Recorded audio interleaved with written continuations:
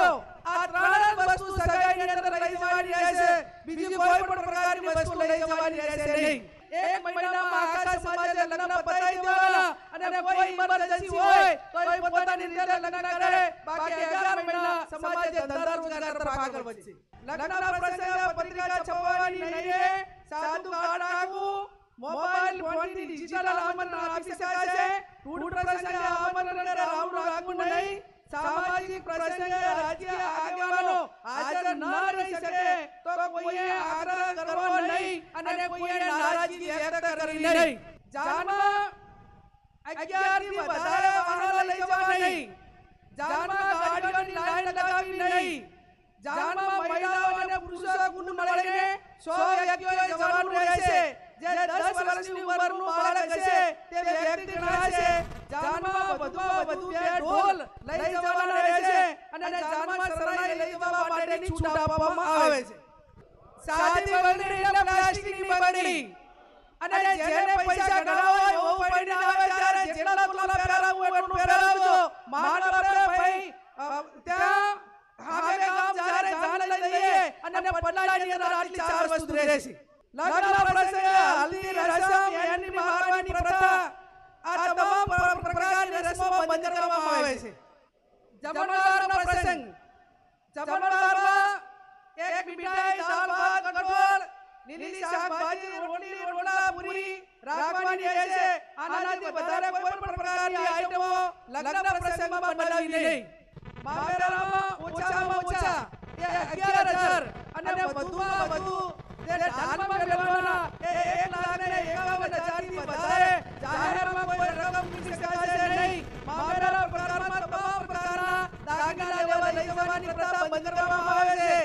જ્યારે આણંદ કરવા જવા માટેની પ્રથા બંધ કરવામાં આવે છે।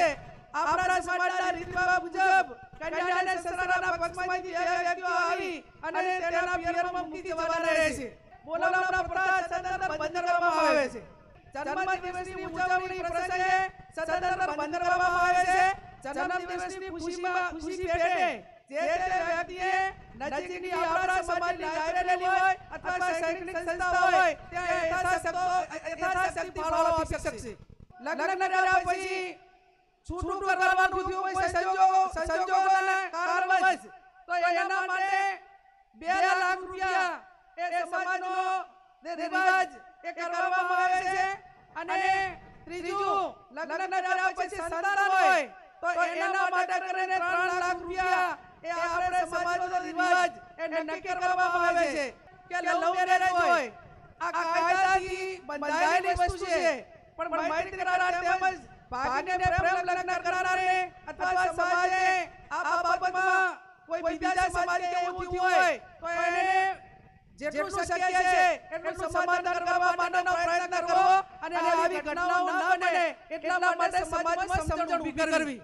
સારા નરસા તમામ પ્રકારના પ્રસંગોમાં વ્યસનવાળી કોઈ પણ પ્રકારની વસ્તુ, ગોળી, બીડી, અફીણ, આ કોઈ પણ નશાના કોઈ પણ પ્રકારની બદીઓ એ લગ્ન કે આ પ્રસંગમાં ન ભરાય એવું આજે સમાજ નક્કી કરે છે। આપણા માતા પિતા કે કોઈ પણ વડીલ એ ગુજરી જાય અને ઉંમર લાયક હોય તો માત્ર મરણ પ્રસંગે ખીચડી, કઢી, તેલ અથવા ઘી વાપરવું આ સિવાય અન્ય કોઈ વસ્તુ વાપરી શકાશે નહીં। એકદમ ચુસ્તપણે આ બંધારણ અમલમાં થાય એના માટે તમામ પ્રયત્નો કરવાના। જ્યારે અમલમાં આવ્યું છે અને છતાં કોઈ પણ વ્યક્તિ આ બંધારણ માટે એને અમલ કરવા કાંઈ બાંધછોડ કરશે અને આ પ્રકારનો સમાજે નક્કી કર્યો એમ ન કરે તો એ સમાજનો સૌથી મોટો દેશદ્રોહી ગણાશે અને સમાજનો દુશ્મન ગણાશે। એ સમાજને એની જોડે કોઈ પણ પ્રકારનો વ્યવહાર ન કરવો।